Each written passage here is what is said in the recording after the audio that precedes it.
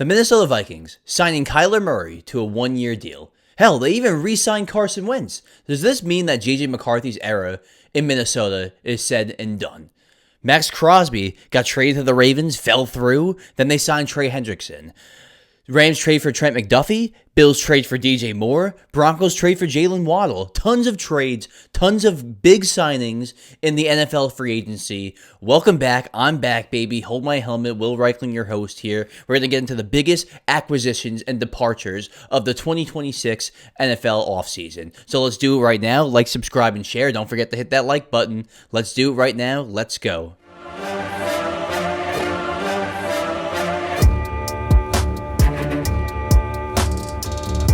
I want to begin with the Minnesota Vikings, and I want to begin with Kyler Murray. So Kyler Murray, I think as far as talent, Kyler Murray has top 10 quarterback ability as far as talent. He's literally a human joystick when he runs. He's got a big arm for a little guy. He's one of the most talented short quarterbacks I've ever seen in my life. Him and Russell Wilson are probably the two most talented short guys, and Drew Brees that I've ever seen in my life.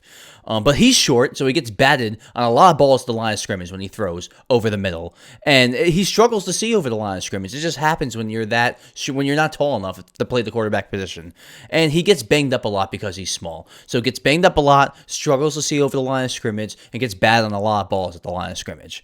But if there's anyone that can make this work, it's Kevin O'Connell. You saw Kevin O'Connell bring Kirk Cousins to his best years of his career, resurrect Sam Darnold. Couldn't necessarily do it with J.J. McCarthy, but as far as Kyler Murray, I think if you could put the right offense around Kyler Murray, like the right scheme and the right players, it will work. I think this will work. I think the Vikings will be a 10-win team next year. 10-7 is my initial take. Kyler Murray will be the Vikings starting quarterback. Mark my words. Kyler Murray will be the starting quarterback for the Minnesota Vikings. He's just too good.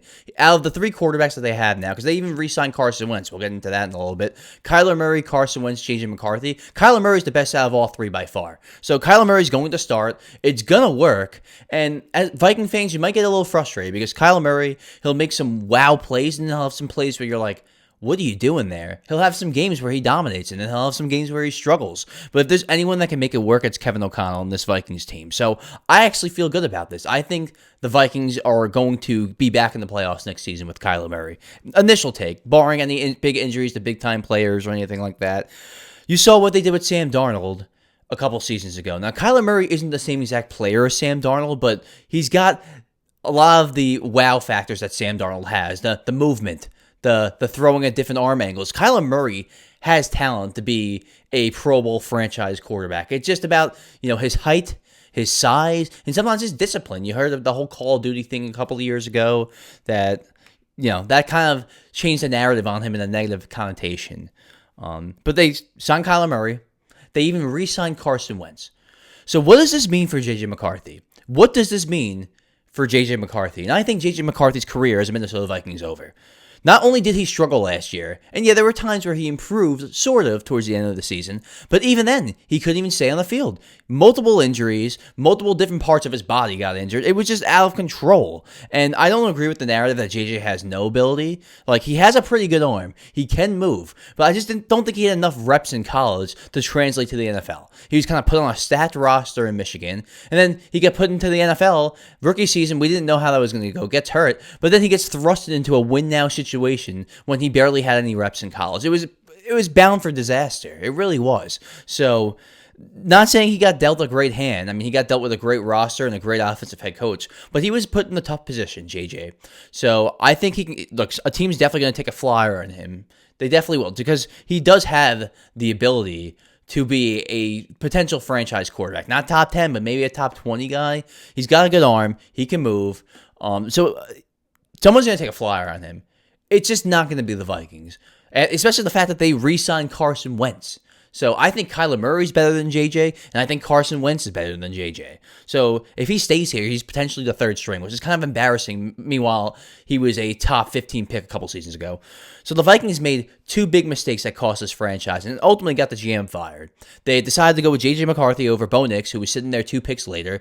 And then after Sam Darnold's big year, Yes, he shit the bed in his last 2 games, but he had a great year, and you chose to roll with J.J. McCarthy over Sam Darnold. So you choose to draft J.J. McCarthy over Bo Nix, and then you choose to stick with J.J. McCarthy over Sam Darnold. 2 huge mistakes cost the GM their job, but now they're finally going in the right direction. Kyler Murray was for pretty much for free. Took a flyer on him for nothing. So this is a win-win for the Vikings. You get a quarterback with tons of talent. You just need to corral him a little bit, and he's gotten older, so maybe he can mature to the point where he wants to win. So I like this move, and I think the Vikings will be back in the playoffs. But as far as J.J. McCarthy, I mean, you're kind of shit out of luck here. The Ravens traded for Maxx Crosby, then apparently backed out because he failed his physical, signed Trey Hendrickson in the process of all that happening. 4 years, $112 million, $60 million fully guaranteed. Not sure if they were backing out before the physical even happened. You heard stories about that. We'll probably never know. But if there's any player in the NFL, any player at this point in time in 2026 that you could see being on the same team his whole career, it's Maxx Crosby. Maxx Crosby just feels like a Raider. Just feels like a lifelong Raider. And they signed Tyler Linderbaum. They added players like Nakobe Dean, Quay Walker, Eric Stokes. They'll be drafting Mendoza. This team could be competitive next year. So this is actually a good time to have a familiar face back on this team with all these new pieces. So Maxx Crosby, the Raiders could be a competitive team next year. Not saying they're going to be a playoff team. They're probably a few years away from that. But I kind of like Crosby staying on the Raiders in this time because they're not going to be awful next year. They'll have improvements. And now you have a guy to kind of lead that defense because they add a bunch of pieces on the defense. Dean, Walker, Stokes. And they're going to be a better defense next year. And hopefully there'll be a better offense too at Mendoza. But the whole Ravens situation was a little weird. They backed out, went with Hendrickson instead. You heard rumors that it's because the number on Hendrickson dropped, and they weren't now that they knew the new number on Hendrickson, they weren't comfortable giving Crosby what they just traded him for. So you could technically back out over physicals. Maybe the doctor actually did see something that they didn't like. You're never gonna know. And my guess is, what is my guess? I mean, Crosby has been banged up the last couple of years. I'm not going to lie, I really think they backed out before the physical. They knew in their mind, we're going to find something in this physical and we're going to fail it. But, I could be wrong, and who knows? I honestly don't know. But all I know is that the Ravens, they lose out on Maxx Crosby. Yes, they get Trey Hendrickson, but they lose Tyler Linderbaum. They lose Isaiah Likely. I feel like the offense is a little weird right now. You got Zay Flowers, Mark Andrews, and then really who else? Yes, Derrick Henry's a beast. Let's not even go there.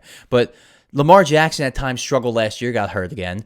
And he needs more pieces around him as far as the passing game. The running game, you're fine, but he needs more pieces in the passing game. And hopefully they draft a guy, maybe 2. But Mark Andrews is getting old. You kind of saw Isaiah Likely potentially taking over that role as the starting tight end as time goes on, but they lost him to the Giants now. And yeah, Lamar likes Mark Andrews, and he's been productive still. So I get it, but they're a weird team, the Ravens, and they're going to be eyeing the playoffs like Lamar Jackson. A couple of years ago, they were in the AFC Championship game, for Christ's sake. But, it's been a kind of weird offseason for them. They lost a couple key pieces. They bring in the head coach, who is also part of the whole Harbaugh tree, Jesse Minter. Coach under Jim Harbaugh, coach under John Harbaugh. It's kind of like they're doing the same thing. So, at that point, you might as well just kept Harbaugh. I don't know. It just feels a little weird to me. So they go with Hendrickson over Crosby, and that's kind of that. We'll see how that works out. Hendrickson's been kind of banged up the last couple of years, but so has Crosby. If you look at Crosby's numbers, it's not like he was a 20-sack guy, but he was on the Raiders, and at the end of the games, the Raiders were losing a lot, so they were running the ball, not passing it, so kind of understandable. Hendrickson, if he plays the full season, he'll be a double-digit sack guy. The Ravens, they'll be good, but I don't see them being a top team in the AFC. I can see them being a playoff team, but with the Steelers now trading for Michael Pittman, they get Rodgers back. They got Mike McCarthy as head coach now. The Steelers could very easily win the division again. And the Bengals are going to come storming back, I would assume. So Ravens kind of in the weird spot. They have to have a good draft. The Rams traded for Trent McDuffie, and it was a lot. A little bit of a haul. 1st-round pick, 5th-round pick, 6th-round pick, 2027 3rd-rounder. And then McDuffie signed a 4-year, $124 million contract extension with the Rams. The Rams also signed Jaylen Watson. So taking a lot of guys from the Chiefs here, but their secondary will be dramatically better. Rams will be locked and loaded, and I think the Rams are going to be right back in it next season. Stafford's only got a couple more years left, if even that. This might be his last season. So they're locked and loaded. Where they needed to improve, they improved. And they're going to be right back in the NFC Championship game. They're going to be fighting with Seattle. Seattle, who lost a lot of pieces. The Niners gained some pieces, adding Mike Evans. So that NFC West, the Cardinals are going to be terrible. That NFC West still really tough, though. But I think the Rams are still going to be the cream of the crop in the NFC West. I mean, the Seattle was last year, but the Rams were right there. The Rams added, Seattle lost. I like where the Rams sit right now. I'm not going to lie. The Bills trading for DJ Moore, I like where they sit a lot. They acquired DJ Moore from the Bears, along with a 2026 fifth-round pick, and they gave up a 2026 second-round pick to the Bears.